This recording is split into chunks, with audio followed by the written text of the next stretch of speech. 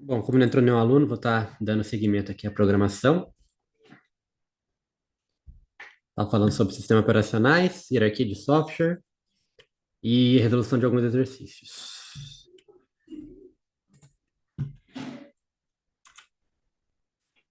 Falando de sistemas operacionais, dá destaque ao modelo de von Neumann, que ele basicamente divide em três componentes o sistema. Ele divide a unidade de controle, que vai buscar cada instrução dos programas na memória e vai executar sobre os dados de entrada. Fala sobre a unidade lógica aritmética, o LA, que ela vai fazer o processamento dos dados e a parte da memória, para armazenar os dados e os programas. Os dispositivos de entrada e saída vão interagir com o modelo, mas elas não fazem parte dos componentes principais do sistema. Falando da CPU, que é a Central Processor Unit.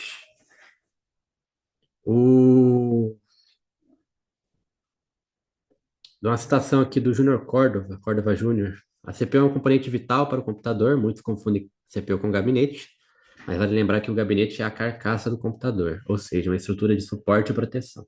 Já a CPU, ou processador, como um termo mais conhecido, é considerado o cérebro do computador. Aí a CPU, como ele diz, o cérebro do computador, é responsável por executar instruções de programas e realizar operações aritméticas, lógicas, de entrada e saída do sistema. Sem ela, o computador seria incapaz de funcionar. Aí a função principal da CPU, processar instruções por meio de ciclos. Aí o ciclo, no caso, seria fetch, decode, execute, store. Buscar, decodificar, executar e armazenar. A localização dela, ela está localizada num socket especial, na placa-mãe, que no caso é a placa central que conecta todos os componentes do computador. Os componentes principais da CPU e as suas funções. É essencialmente conhecer as partes principais internas, para a gente entender a CPU. Falando um pouquinho da parte interna dela, a gente vai começar falando da unidade de controle, que todos os componentes eles devem estar sincronizados, né, para funcionar em conjunto, sem problemas. E a parte que faz esse trabalho é a parte da unidade de controle, que ele vai executar essas funções a uma taxa determinada pela velocidade do clock e vai ser responsável por direcionar as operações das outras unidades usando sinais de temporização que se estendem por toda a CPU. Falando da unidade lógica aritmética, ou LA, ela executa as funções aritméticas e lógicas, que são trabalho de computador, os registradores vão armazenar os dados de entrada, e o acumulador vai receber o resultado da operação. O registrador vai dar o registrador de instruções. Ele contém a instrução que o LA deve executar. Um exemplo dessa execução seria soma de dois números.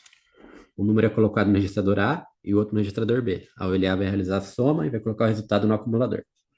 Se a operação for lógica, os dados a serem comparados são colocados nos registradores de entrada.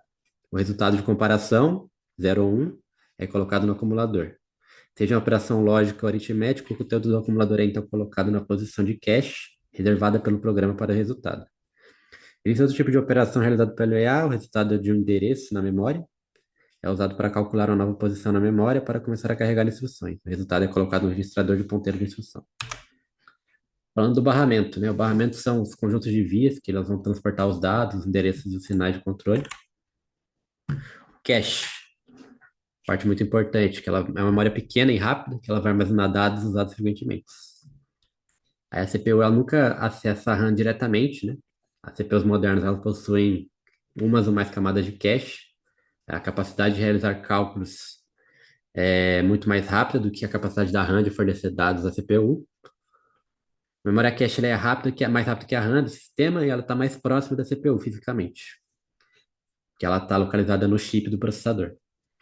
A memória cache ela fornece armazenamento de dados e instruções para evitar que a CPU precise esperar que os dados sejam recuperados da RAM. Quando a CPU precisa de dados e as instruções do programa são consideradas dados, a cache verifica se os dados já estão armazenados e os fornece à CPU. Se os dados não estiverem no cache, eles são recuperados da RAM e os algoritmos preditivos são usados para mover mais dados da RAM para o cache. O controlador de cache analisa os dados solicitados, tenta prever quais dados adicionais serão necessários à RAM, carrega os dados previstos no cache, ao manter alguns dos dados mais próximos da CPU em um cache mais rápido que a RAM, a CPU pode permanecer ocupada e não desperdiçar ciclos, esperando por dados. É, Nossa CPU simples possui três níveis de cache. Nível 2 e 3 são projetados para prever quais dados e instruções serão necessários pelos programas, mover esses dados da RAM e aproximá-los mais da CPU, para que sejam prontos quando necessário. O tamanho desses caches varia de 1 MB a 32, dependendo da velocidade e do uso pretendido do processador. Aí o cache de nível 1, que é o mais próximo da CPU, e existem dois tipos de cache L1, né, Level 1, que eles falam. É o L1I, que é o cache de instruções, e o L1D, que é o cache de dados. Aí os tamanhos do cache de nível 1 geralmente variam de 64 a 512 KB. Aí o ciclo de instruções da CPU, fetch, decode, execute, fetch, decode, execute, está repetindo. Fetch, que é o ciclo de busca. Ele vai buscar a próxima instrução na memória principal, na memória RAM, e a unidade de controle vai usar o contador de programa para saber qual endereço a memória deve buscar. Qual endereço buscar na memória, no caso. A instrução é copiada da RAM para o registrador de instrução e o controlador de programa é incrementado para apontar a próxima instrução, para a próxima instrução, no caso. O ciclo de decode, decodificação, ele vai interpretar as instruções, a UC vai analisar o código no IR, né, no registrador de instrução, vai identificar qual operação deve ser realizada, são a subtração, divisão, e vai determinar quais dados serão necessários. Aí a parte de execute, o ciclo de execute, de execução, ele vai realizar a operação especificada pela instrução, os dados são movidos para os registradores apropriados, a ULA vai realizar cálculos aritméticos ou operações lógicas, e ele pode envolver acesso à memória para ler ou gravar dados também. A parte do ciclo de store, armazenamento, ele vai guardar o resultado da operação, ele vai ser escrito de volta no registrador ou vai ser armazenado na memória principal. E esse ciclo vai preparar a CPU para o próximo ciclo. No caso, seria o ciclo de busca de novo. As características mais importantes: a velocidade de processamento. Cada ciclo leva picosegundo, 10 elevado a menos 12 segundos, em CPUs modernas. As CPUs atuais elas executam bilhões de ciclos por segundo e a velocidade medida é em gigahertz. A pipeline de instruções é um conceito muito importante. Que a pipeline é uma técnica que permite executar múltiplas instruções simultaneamente, que enquanto uma instrução está no execute, a próxima instrução já está no decode. Ela vai aumentar drasticamente a eficiência da CPU. Curiosidades técnicas. Tem as instruções CISC e as instruções RISC. A instrução CISC, elas são instruções complexas, que fazem mais em um ciclo. E as instruções RISC são instruções simples, que executam mais rápido. As CPUs modernas, elas vão usar o modelo híbrido, que vão usar tanto a RISC quanto a CISC. O impacto no desempenho. A velocidade do clock, né, clock speed, ela vai determinar quantos ciclos por segundo o processador vai trabalhar. A cache vai reduzir o tempo de busca na memória. E a arquitetura do sistema, a arquitetura do processador, ele vai determinar a eficiência da pipeline.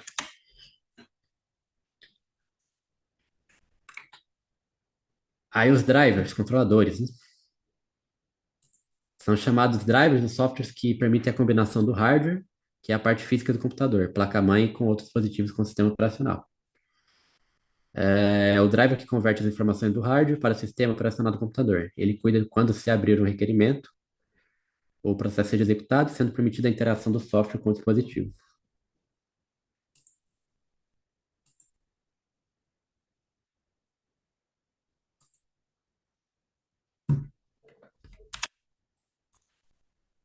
A correlação entre as partes, ela se dá nesse anagrama aí. A unidade central de processamento está conectada à memória principal pelos barramentos, e as duas estão conectadas pelos controladores, que vão passar as informações de entrada e saída.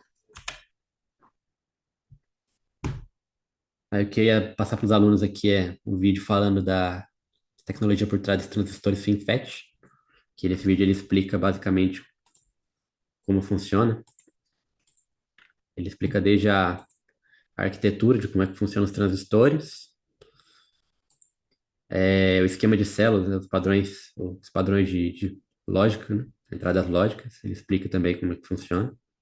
Ele explora o conceito de macrocélula também. Ele conceitualiza o funcionamento de uma CPU.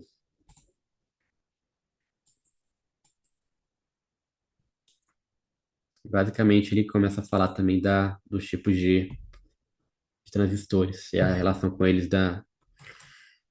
no uso dos processadores. Falando um pouquinho da hierarquia de software. É uma estrutura de camadas que ela vai organizar diferentes níveis de software e como eles interagem com o hardware, permitindo que usuários finais utilizem o computador de forma eficiente e intuitiva.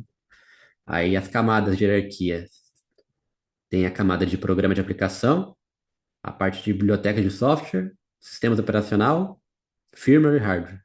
Tá falando um pouquinho sobre cada um.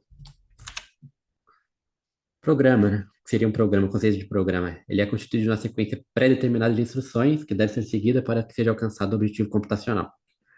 Programe os dados correspondentes, estão armazenados na memória da máquina.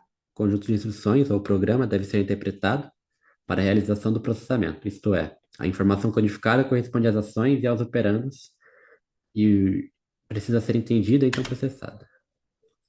Aí o programa de aplicação, ele é o software que atende diretamente às necessidades do usuário final. Aí alguns exemplos de programa de aplicação: navegadores, Chrome, Firefox, editores de texto, como o Word, por exemplo, planilhas, como Excel, jogos e aplicativos móveis. Aí a função deles é resolver problemas específicos do usuário. Parte de biblioteca de software. Temos os conjuntos de funções e rotinas pré-programadas. Dentre eles temos as bibliotecas gráficas, como a OpenGL e a DirectX, as bibliotecas matemáticas e as APIs de rede. A função delas é fornecer funcionalidades comuns para os aplicativos. Sistema operacional é o software mais importante que gerencia todo o hardware e os outros softwares. Os componentes principais do sistema são o kernel, que é o núcleo do sistema operacional, que ele vai gerenciar processos, memória e dispositivos. O gerenciador de processos, que vai controlar a execução de programas. O gerenciador de memória, que vai alocar e gerenciar a memória RAM. Sistema de arquivos, que vai organizar os dados em disco. E os drivers, que vão tratar da comunicação com o hardware. Os exemplos de software de sistemas operacionais aí são Windows, Linux, macOS, Android e OS. Parte do firmware são softwares embutidos no hardware, que é armazenado em memória ROM ou memória flash. Alguns exemplos são a BIOS, que é a inicialização do computador, o firmware da impressora e o firmware do roteador. Eles são interfaces entre o hardware e o sistema operacional. Aí o hardware, que é a última parte da hierarquia, eles são os componentes físicos do computador em si: CPU, memória RAM, disco rígido, placa-mãe, periféricos. Aí como é feita essa comunicação, né, entre essas camadas? Eu já peguei um exemplo aqui como salvar um documento no Word. O primeiro processo se dá na camada de aplicação, que o usuário vai clicar em salvar no Word. Logo em seguida, as bibliotecas. O Word vai usar bibliotecas do Windows para diálogo de salvamento. A próxima etapa é a parte do sistema operacional, que o kernel vai gerenciar esse processo. O sistema de arquivos vai determinar onde salvar esse documento. A parte de firmware, os drivers vão controlar o disco rígido. E por último, o hardware vai salvar fisicamente os dados no disco. Características de cada camada. Nível de abstração. O nível mais alto de aplicação, ele está no foco do usuário, né, mais amigável. O nível mais baixo de abstração, que é a parte do hardware, ele vai estar relacionado ao foco na eficiência, na parte mais técnica.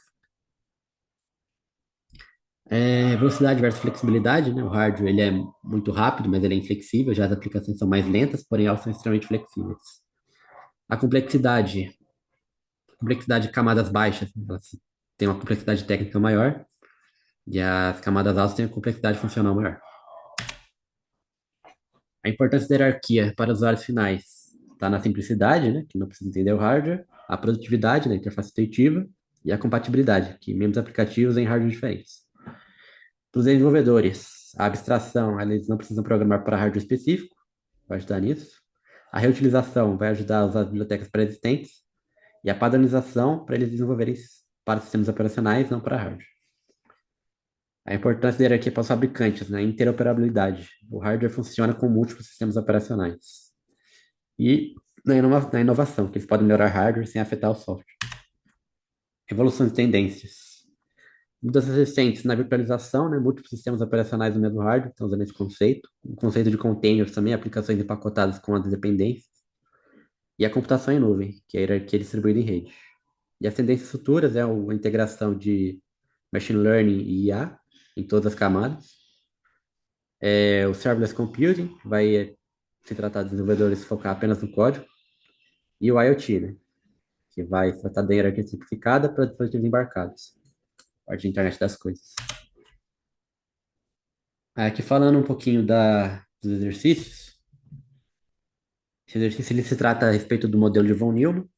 Ele diz que é uma arquitetura de computadores que serviu de base para o desenvolvimento de outros modelos e é utilizado desde a década de 50. Quais os principais componentes desse modelo?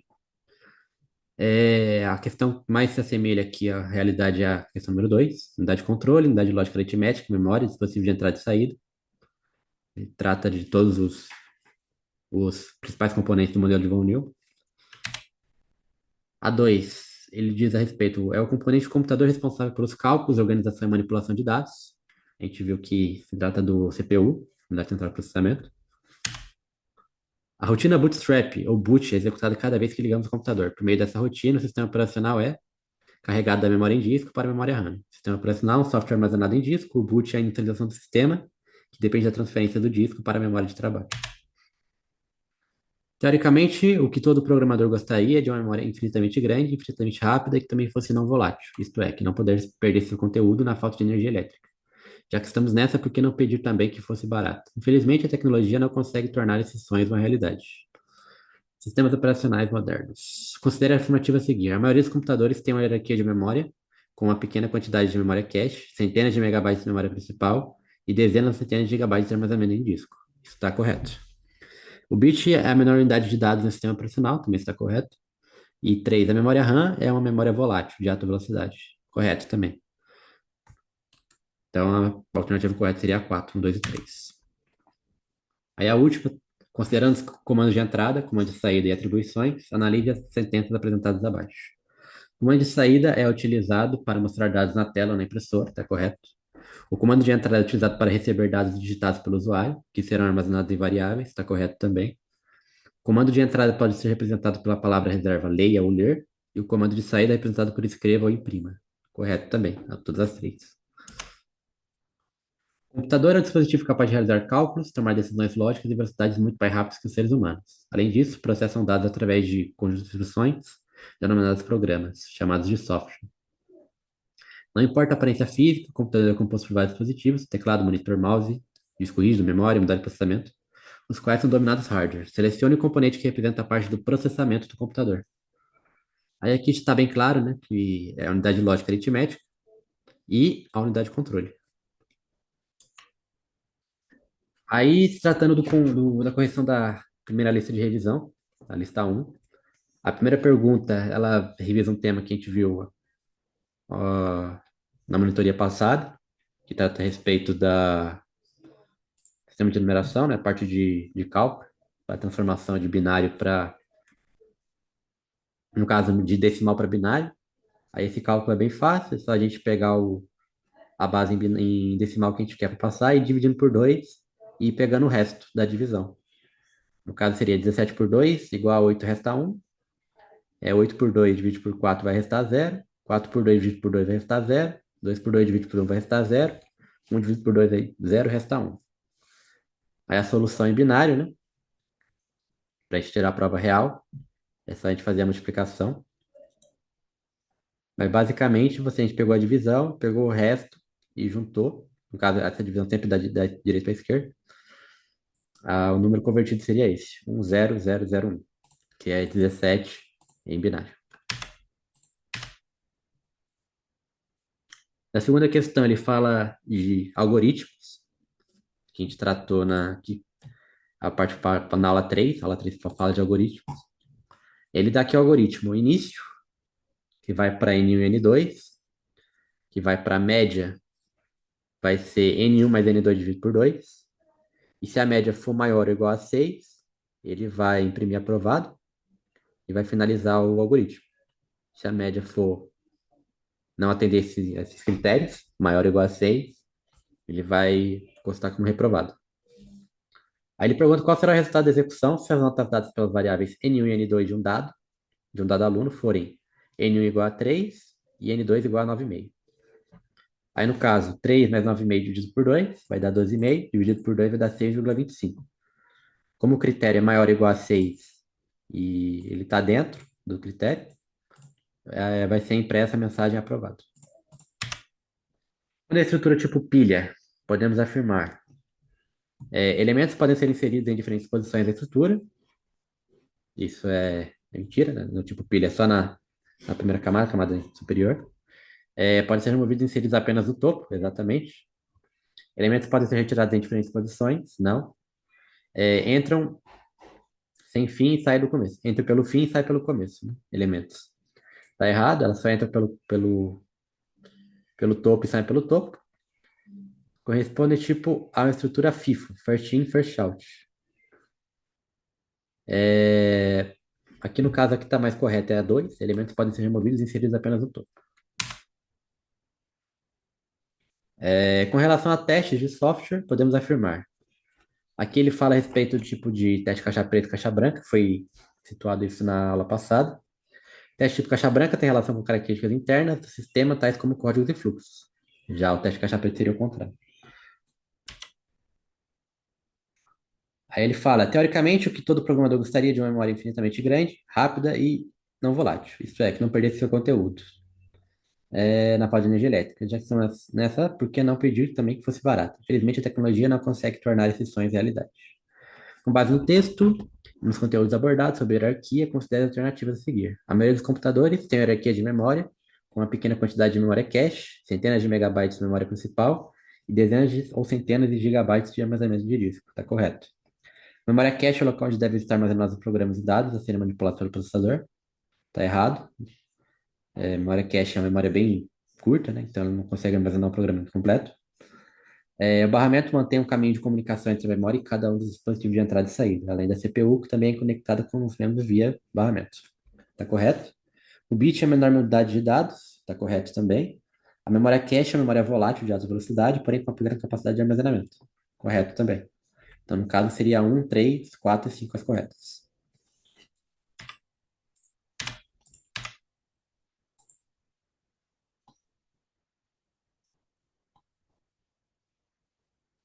O demais é isso que eu tinha programado.